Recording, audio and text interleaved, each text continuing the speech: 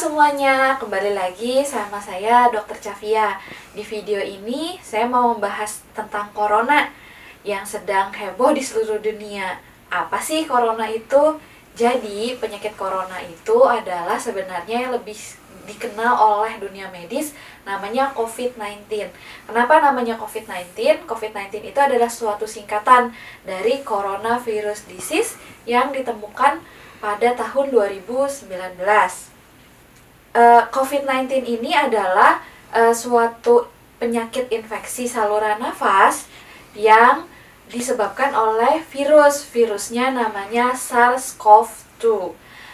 Virus ini awalnya dari kota Wuhan di negara Cina.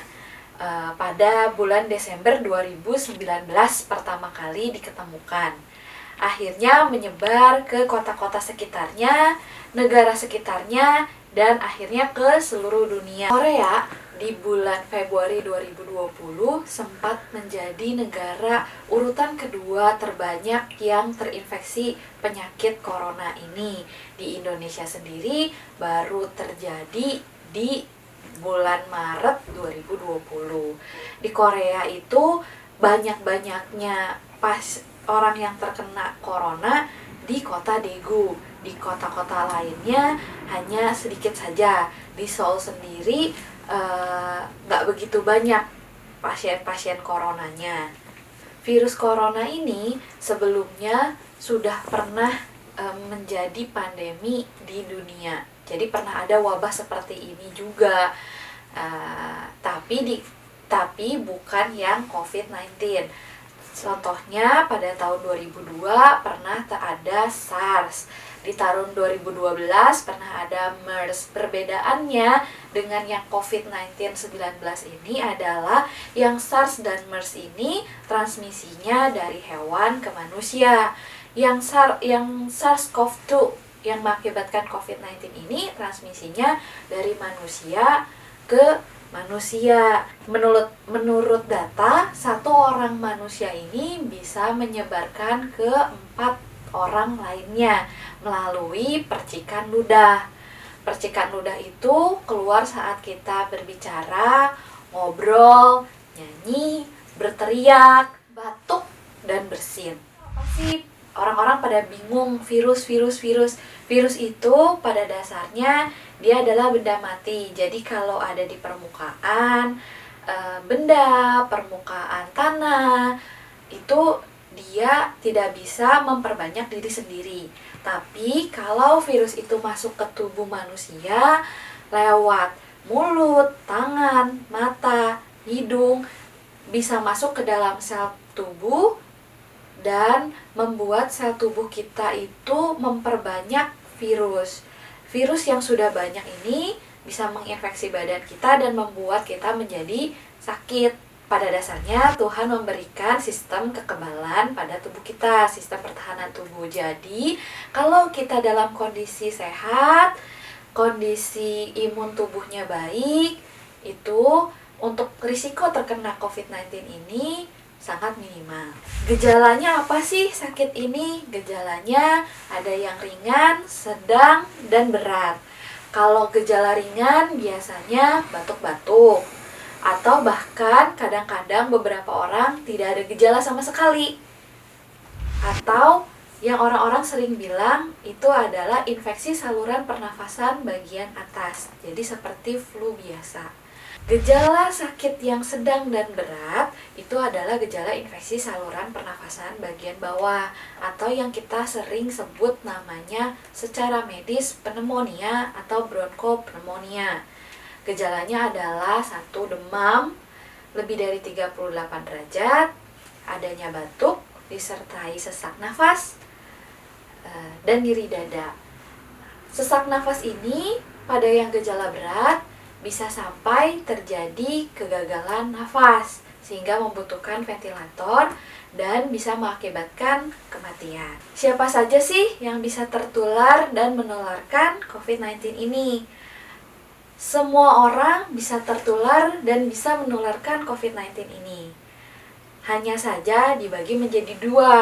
Ada yang resikonya rendah, ada yang resikonya tinggi. orang-orang muda seperti kita termasuk resiko rendah. Biasanya kalaupun terkena, gejalanya masuk ke gejala ringan.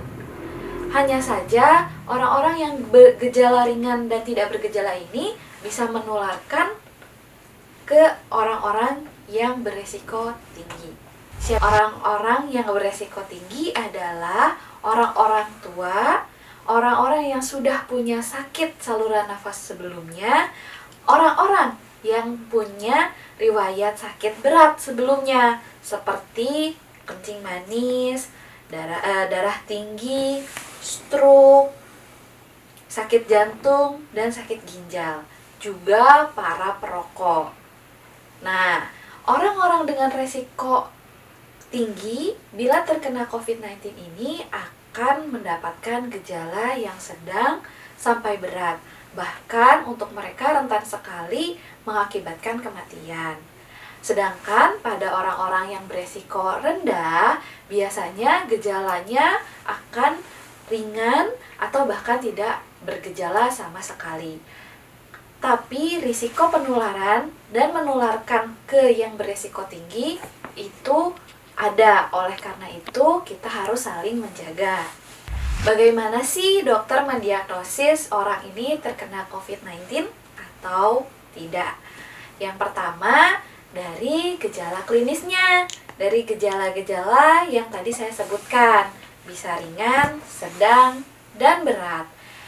Nah, ditambah ada saat anamnesis atau wawancara tanya jawab antara dokter dan pasien, ada riwayat kontak dengan pasien-pasien yang positif COVID-19 atau orang tersebut baru saja pulang dari negara-negara yang menjadi wabah COVID-19. Selain itu juga ditunjang dari hasil ronsen atau CT scan torak adanya gambaran pneumonia atau bronkopneumonia. Juga hasil laboratorium swab test dengan metode real time PCR. Untuk obat-obatnya sendiri, obat-obatan untuk COVID-19 ini belum ditemukan, belum ada obatnya. Hanya saja semua penyakit virus itu biasanya adalah suatu penyakit yang self-limiting disease. Apa sih self-limiting disease itu? Self-limiting disease adalah suatu sakit yang akan sembuh dengan sendirinya atau kondisinya membaik dengan sendirinya dikarenakan adanya antibodi atau pertahanan tubuh dari diri kita sendiri. Untuk penanganannya saat ini, pasien-pasien yang sudah terkena COVID-19 ada beberapa obat yang digunakan, seperti contohnya kloroquine, obat-obat antivirus. Hanya saja obat-obat tersebut belum ada guideline pastinya karena masih dicoba. Nah, tugas kita sebagai orang-orang yang sehat adalah menjaga agar diri kita tidak terkena COVID-19 ini dan menjaga supaya kita tidak menularkan kepada orang-orang yang beresiko tinggi. Caranya gimana sih? Yang pertama adalah dengan physical distancing atau yang sebelumnya dikenal dengan social distancing. Apa sih physical distancing atau social distancing ini? Physical distancing itu mengurangi perkumpulan-perkumpulan atau mengurangi jarak antar setiap orang. Jadi, untuk di Korea sendiri, pemerintah mengurangi adanya perkumpulan-perkumpulan besar yang ada. Contohnya ibadah sampai saat ini di sini masih menggunakan online. Sudah hampir 1 bulan lebih. Dan kedua, untuk sekolah-sekolah sampai saat ini masih ditunda. Seperti sekolah bahasaku sendiri sudah beberapa kali mengalami penundaan dan sampai saat ini belum bisa dimulai. Termasuk sekolah estetik juga. Untuk estetik, untuk ikut-ikut magang ke dokter-dokter estetik di sini tidak dianjurkan karena pasiennya satu tidak ada, yang kedua mereka pun sama saling menjaga jarak supaya tidak terinfeksi COVID-19 ini. Menyedihkan sih.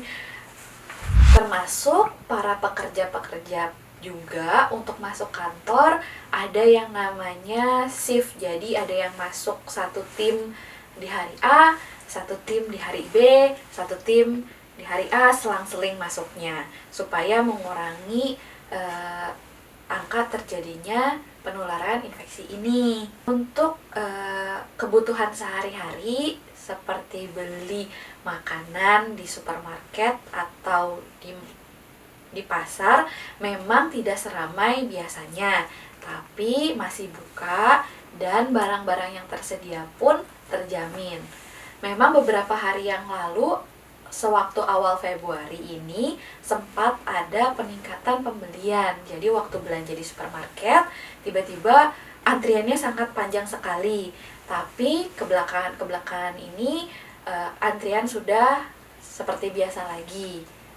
Dan bahan-bahan pokok terjamin ada kok. Yang kedua adalah self-hygiene atau kebersihan diri sendiri. Jadi bagaimana kita menjaga diri kita agar tidak tertular oleh COVID-19, yaitu dengan cuci tangan dengan baik setiap habis memegang suatu benda, saat sebelum makan, sesudah makan, keluar dari kamar mandi, atau habis berpergian. Cuci tangan yang dianjurkan adalah cuci tangan menggunakan sabun dan air mengalir. Hanya saja kalau sedang ada di luar dan akses ke air dan sabun sulit, kita bisa menggunakan hand sanitizer atau hand scrub.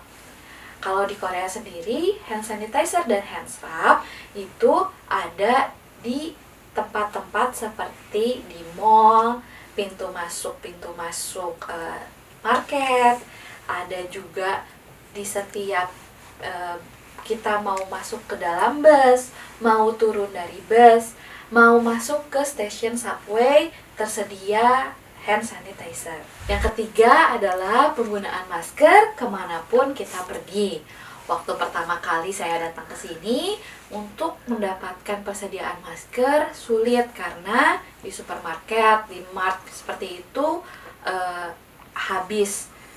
kehabisan, sold out. Kemudian pemerintah menyediakan persediaan masker di apotik. Kita bisa membelinya dengan menggunakan ID card, satu orang mendapatkan 2 pieces. Nah, untuk orang-orang yang seperti saya yang ID cardnya belum jadi karena baru saja akan sekolah di sini, kita agak kesulitan untuk mendapatkan masker ini. Namun pemerintah Indonesia sangat memperhatikan warganya yang ada di luar negeri. Melalui KBRI, Bapak Umar Hadi, kita melalui komunitas-komunitas seperti komunitas gereja, komunitas muslim, komunitas mahasiswa-mahasiswa bisa mengumpulkan orang untuk mendapatkan masker ini secara gratis. Satu orang mendapatkan 5 pieces. Yang diberikan adalah masker surgical seperti ini atau masker polusi biasa. Nah, kita tidak mendapatkan masker N95. Di Korea ini pun tidak ada orang yang menggunakan N95 kalau di jalan-jalan, karena N95 sama sekali bukan untuk masyarakat awam, hanya untuk tenaga medis yang menangani pasien dengan infeksi saluran pernafasan. Nah, kalau teman-teman di Indonesia kekurangan masker medis seperti ini, teman-teman bisa menggunakan masker kain, karena masker kain pun bisa membantu untuk pencegahan penyebaran sakit COVID-19. Asalkan 3 lembar. Nah, tadi itu adalah pencegahan dari diri kita sendiri. Pemerintah juga melakukan berbagai pencegahan penyebaran penyakit COVID-19 ini. Salah satunya dengan rapid test. Pemerintah di Korea menggalakkan rapid test ini. Nggak semua orang dilakukan rapid test. Rapid test itu ada 2 macam, ada yang swab test, ada yang tes darah. Orang-orang yang memang ada gejala dan memang ada riwayat kontak bisa dites dengan rapid test ini. Sama seperti di Indonesia. Yang jadi permasalahan, di Indonesia kan orangnya lebih banyak, sehingga diutamakan orang-orang yang benar-benar membutuhkan terlebih dahulu. Selain rapid test, pemerintah juga menyediakan emergency alert setiap harinya masuk ke HP. Jadi, kita yang di sini ketika sedang berjalan-jalan atau ada di rumah akan ada notifikasi emergency alert yang tidak bisa kita abaikan masuk ke dalam HP. Di situ ada perjalanan setiap orang yang terkena atau pasien-pasien COVID-19, sehingga melalui CCTV dipantau orang itu kemana saja, sehingga bila kita ada kontak dengan orang tersebut atau kita berada pada tempat tersebut, kita bisa melaporkannya untuk dilakukan screening rapid test. Sekian pengetahuan tentang COVID-19. Yuk kita jalan-jalan untuk mengetahui kondisi Korea di wabah corona April ini. Yuk. Hai, ini saya udah di luar nih di daerah Yodosko. Bisa dilihat ya, udaranya mulai hangat, mulai enak. Aktivitas orang-orang pun udah mulai seperti biasa. Banyak yang jalan kaki, transportasi juga udah mulai banyak, bus, yang naik sepeda juga udah ada. Hanya saja semua orang masih menggunakan masker. Ikutin terus yuk.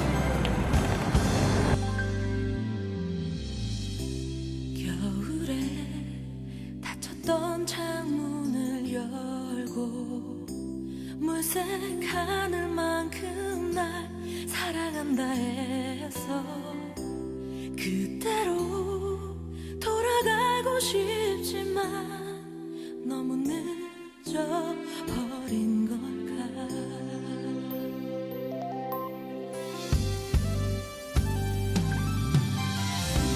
새처럼 멀리 날아간 날부터 세상은 내게 텅 빈 보석 상자 같아.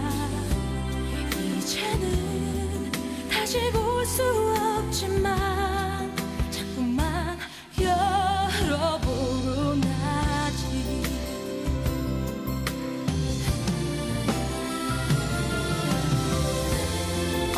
Oke, sekian video dari saya. Terima kasih yang sudah menonton. Jangan lupa subscribe dan aktifkan lonceng notifikasi supaya nggak ketinggalan video berikutnya. Dadah!